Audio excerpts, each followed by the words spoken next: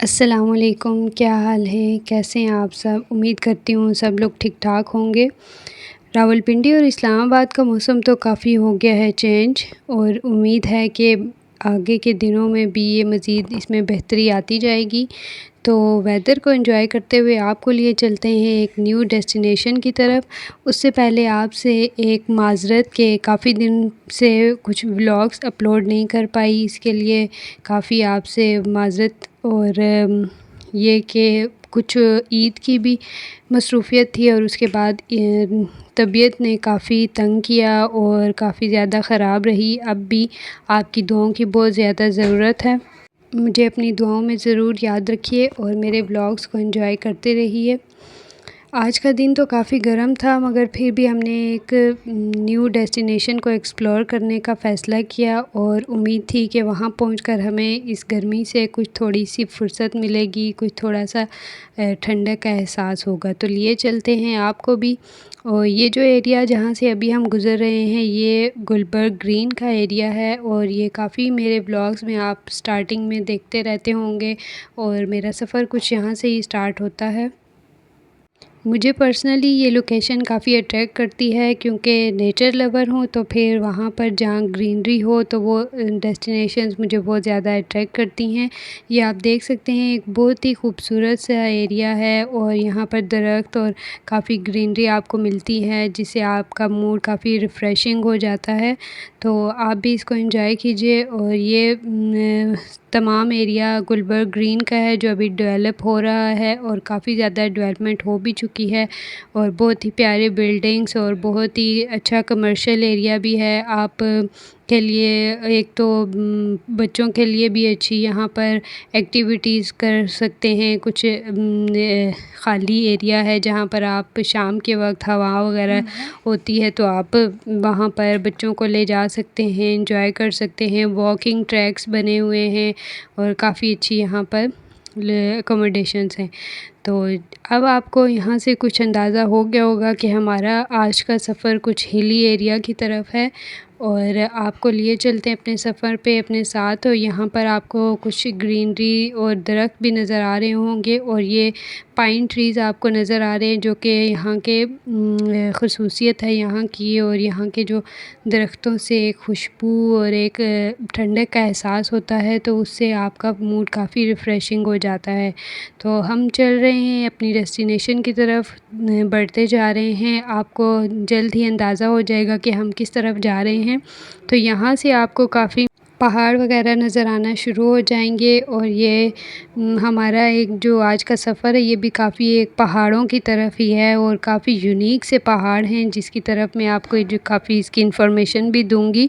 और ये आपको दूर दूर तक देखिए, काफ़ी एक तो थोड़ा मौसम की वजह से क्लियर नहीं हो रहा था, लेकिन फिर भी आपको अंदाज़ा हो रहा है कि ये पहाड़ हैं काफ़ी ऊंचे ऊंचे। और एक पहाड़ों की तरतीब से पीछे फिर दूसरे पहाड़ों की तरतीब आपको नज़र आ रही है। तो ऐसे ही हम और करीब होते जाएंगे अपनी डेस्टिनेशन के। यहाँ पर आके आपको कुछ एहसास होता है कि आपका जो डेस्टिनेशन है वो किस टाइप की होगी। ये काफ़ी यहाँ पर आपको अपनी डेस्टिनेशन के करीब होते ही उसकी वाइब्स आना शुरू हो जाएंगी। तो आज का हमारा सफ़र है पंजपीर रॉक्स की तरफ और ये यहाँ से आपको जो ये रॉक्स नज़र आना शुरू हो जाएंगी, इससे आपको अंदाज़ा होगा कि आप अपने सही सिमत में जा रहे हैं। ये आपको अपने वीडियो में देख सकते हैं कि खूबसूरत से पहाड़ और ये पत्थर आपको जो यूनिक से नज़र आएंगे, यही पंजपीर रॉक्स की यूनिकनेस है जो आपको अट्रैक्ट करती है और आप इसकी तरफ बढ़ते चले जाते हैं।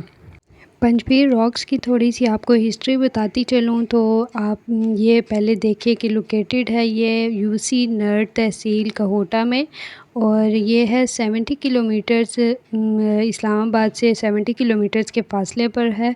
और इसके नाम से ही अगर आप गौर करें तो पंज पीर का मतलब पंज 5 नंबर को कहते हैं, जो पंजाबी में पंच कहते हैं, और पीर जो सेंट्स होते हैं, होली पीपल, उनको पीर कहते हैं। तो पंज पीर से मुराद यहाँ पर है कि 5 पीर यानी 5 सेंट्स। तो ये उनके यहाँ पर लोगों का कहना है या बिलीफ है कि यहाँ पर 5 औलिया यहाँ पर रहे या आए, उनकी सेटलमेंट है ये पंच पीर। और यहाँ पर कहा जाता है कि रॉक्स पर, इन पत्थरों पर उनके पाँव के निशान भी हैं, वो कहते हैं कि एनग्रेव हैं, यहाँ पर गुदे हुए हैं उनके पाँव के निशान।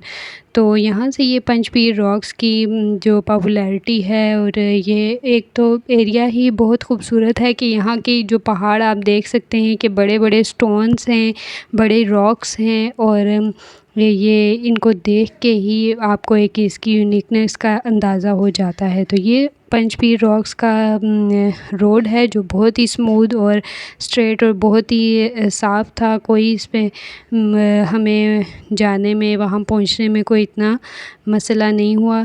तो लेफ़्ट साइड पे आपको नज़र आ रहा होगा ये एरिया जो थोड़ा नीचे करके है, यहाँ पर अंदाज़ा तो यही है कि मानसून के मौसम में काफ़ी पानी वगैरह होता होगा, और ऑब्वियसली वो भी एक अलग ही इसकी खूबसूरती होगी। मगर इस वक्त जबकि हम गए तो यहाँ पर इतना कुछ पानी वगैरह नहीं था, जो वाटर एक्टिविटीज़ वगैरह हमने इस तरह से एंजॉय नहीं की। ये जो एरिया है यहाँ पर आके हमारे साथ थोड़ा सा कुछ लोकल पीपल ने कह लें कि कुछ धोखा हो गया हमारे साथ, जिसकी वजह से हम थोड़ा अपनी डेस्टिनेशन से हट गए या वहाँ पर एग्जैक्टली नहीं पहुँच सके। तो ये एरिया भी बहुत ही खूबसूरत था। यहाँ पर भी दोनों साइड्स पे दरख्त और पहाड़ों की आपको लोकेशन देख के काफ़ी इसमें अट्रैक्शन फ़ील हो रही थी। और यहाँ से जब हम गुज़रे तो ये बेसिकली बहुत ही बड़ा एक स्टार्ट पीक से लेके एंड तक एक बहुत बड़ा सा पहाड़ था, जो बिल्कुल ऐसे बड़ा सा पत्थर महसूस हो रहा था, और इसको कटिंग करके रास्ता और ये रोड बनाया गया था। तो ये बहुत ही खूबसूरत एरिया है। रॉक्स हैं, अगर आपको इस तरह से अट्रैक्शन होती है, ऑब्वियसली नेचर लवर्स को तो ऐसे ही हर चीज़ में ही अट्रैक्शन फ़ील होती है, तो ये बहुत ही आपको एरिया अट्रैक्ट करता है। हुआ कुछ इस तरह से था कि हमने घर से ही गूगल मैप पर अपनी डेस्टिनेशन को सर्च किया और हमें उसकी इंफॉर्मेशन मिल गई थी। हम उस ट्रैक पर चल पड़े थे, मगर यहाँ पर जाके हमें थोड़ा नेटवर्क का इशू हुआ, जिसकी वजह से हम अपनी एग्जैक्ट लोकेशन को सर्च नहीं कर पा रहे थे। तो वहाँ से हमें फिर किसी से हेल्प लेना थी। वहाँ हमें एक लोकल पर्सन से थोड़ा हेल्प ली, उनसे रास्ता पूछा, तो उन्होंने हमें कुछ गलत गाइड कर दिया। और हम उनके कहने पर, चूँकि ऑब्वियसली हम वहाँ जो भी लोकल पर्सन्स होते हैं उनके कहने पर हम ज़्यादा बेहतर सोचते हैं कि इनको ज़्यादा अच्छा पता होगा, तो हम उनके ही कहने पर ऐसे ही रास्ते पर चल पड़े।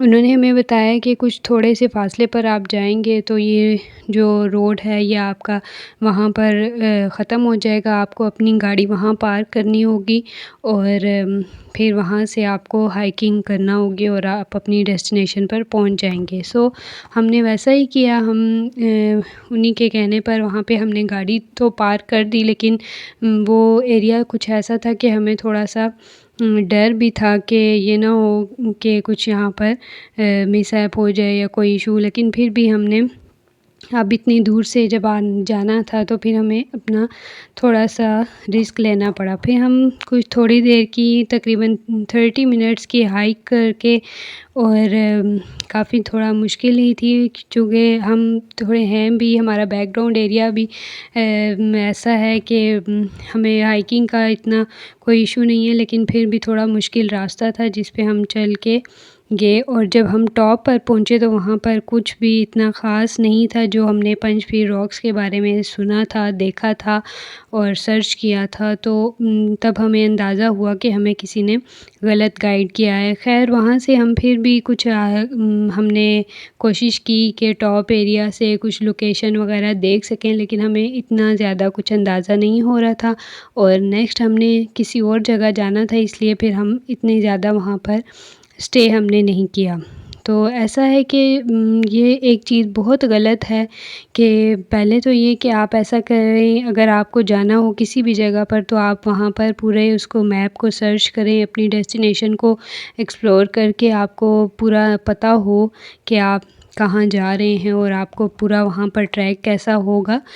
तो क्योंकि अक्सर हिली एरियाज़ में नेटवर्क का इशू हो जाता है तो फिर वहाँ पर डेस्टिनेशन को अप्रोच करना मुश्किल हो जाता है।